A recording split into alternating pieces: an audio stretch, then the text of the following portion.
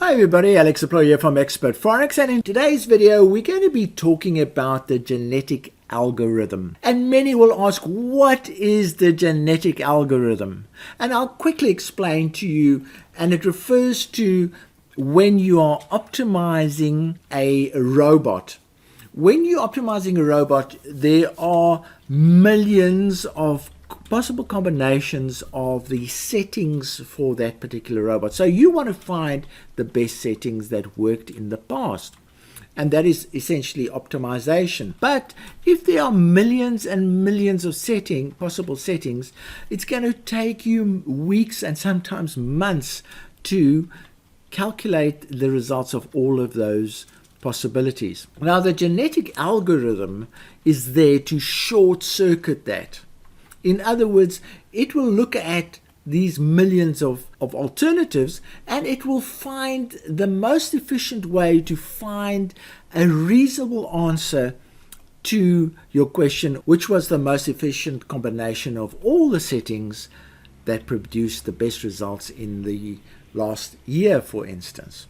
So that's what the job is of the genetic algorithm. And on your screen, you can see when you do the optimization, you have an option to tick that block, and that will activate the genetic algorithm, or leave it unticked. Now, to explain the algorithm from a technical point of view is extremely difficult. It basically uses learning logic. In other words, it learns from its previous analysis, and then it tries to improve that way. Very, very difficult. To me, I still don't understand it. All I know is it's a clever way to find the best results with a smaller number of tests. And here's an example where using the genetic algorithm, your number of tests are only 10,400 as shown there, considering that you are testing 16,400 million alternatives.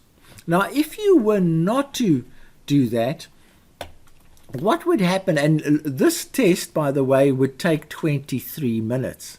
So that's what the genetic algorithm does. It says, I'll do it very quickly for you. So if you did not do that, and this is example below, then it would take you 280,000 hours. So you can see 280,000 compared to 23 minutes. This algorithm really does save a lot of traders a lot of time when they are doing their optimization run. But the question is, how efficient is the algorithm? Because essentially what traders are doing when they are using the algorithm, they are taking a leap of faith. They don't know how it works, but they are saying, okay, we believe that it will give us the best results, and they are taking a leap of faith. Now, when I was younger, I used to do skydiving.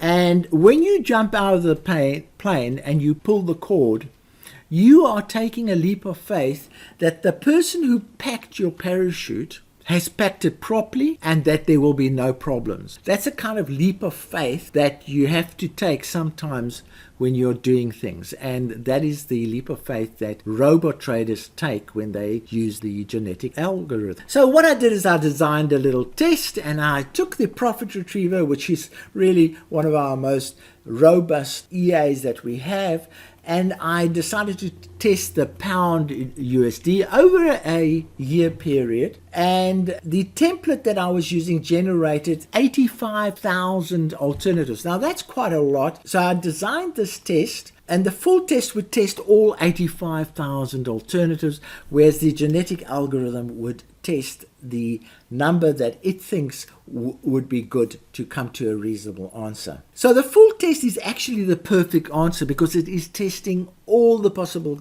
combinations. So the test really here is to test by how much the best result from the full test differs from the genetic algorithm that might only use just over 10,000 tests. And here are the results of that particular test. So I ran that full test, and there you can see 85,600 items were tested completely full, and it took 72 hours to complete that test. Now I did it on a quick way, which we call the open price method. But because I use it on the 1 minute, it actually is quite an accurate method. And I used the pound and I tested it over a year from the 1st of April to the end of July.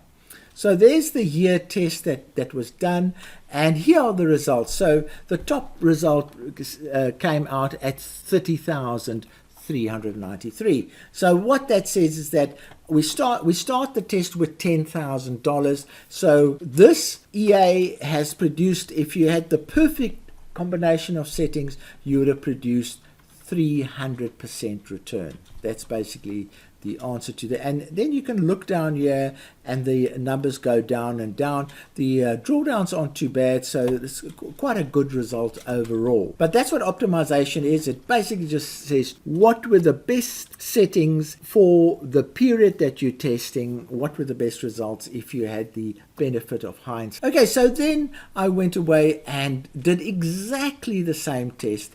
And all I did this time is I ticked that box and said, use the genetic algorithm. And here are the results there. So it went away and said, oh, I'm testing 85,000, but I will only test 1,700. So it decides how many it wants to test. And there is the test. You can see it's completed the test. That green line says I've completed the test. And it completed the test in 37 minutes. Now that's quite fast compared to the 72 or 73 hours that the other test took. And you can see it's an identical test. And let's have a look at the results. So the results were not as high as the first test.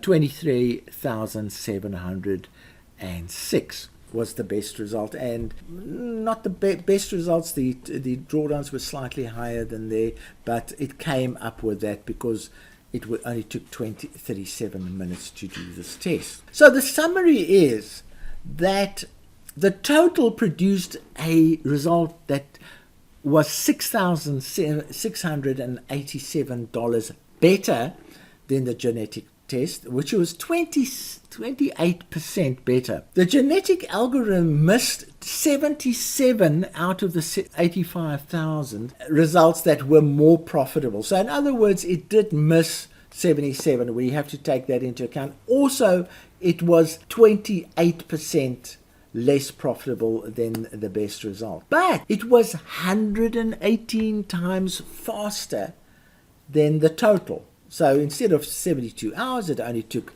37 minutes. And then one thing we also need to look at is when these tests are done, they generate heat maps. And the genetic algorithm heat maps are less reliable and probably unusable. And I'll just quickly show you what I mean by that. I did produce a video earlier this week that gives you a bit of information on the heat maps. Here are the heat maps produced by the all test. In other words, the one that did all the 86,000. And you can see that complete carpets, green, nicely green, and it's very easy to see. Here's the biggest the best result, and here's the biggest clump of results. Here's the biggest result, and here's the biggest clump of result. Whereas if we go to the genetic algorithm, they actually give a completely different picture of the settings and actually make it very difficult to draw conclusions. And here we have the similar kind of situation where I think the best result here is either that one or that one, whereas with the all result is somewhere else completely different. So these are actually identical heat maps. The one was done by the genetic algorithm, and this one was done by the all method. And you can see that the genetic algorithm method actually produces heat maps that are almost unused. So now the question is using the genetic algorithm, given the performance in this one test, and this is only one test that I've done to illustrate the point, but are you happy to forego accuracy to the extent of about 30% to save your time by 120%, say? So that's the playoff that traders have to do. And how important are the heat maps? Some traders cannot trade without heat maps. Other ones don't care damn. They don't even look at the heat maps. So those are the kind of factors that traders have to take into account when evaluating whether the results from the genetic algorithm can be relied on. No, there is no answer to this. What I've done is I've given you the facts. You need to decide whether you're happy to use the genetic algorithm, or whether you'd rather spend so much more time and run these tests completely. I hope you found this video interesting, and I hope I've given you some food for thought. I have, in the 20 years of trading, never seen anybody do this particular test that I've just done. I didn't know. I was one of those that took it for granted that the genetic algorithm would generate reasonable results. I was actually disappointed. 30% difference is quite high. I thought it would be a 5% difference.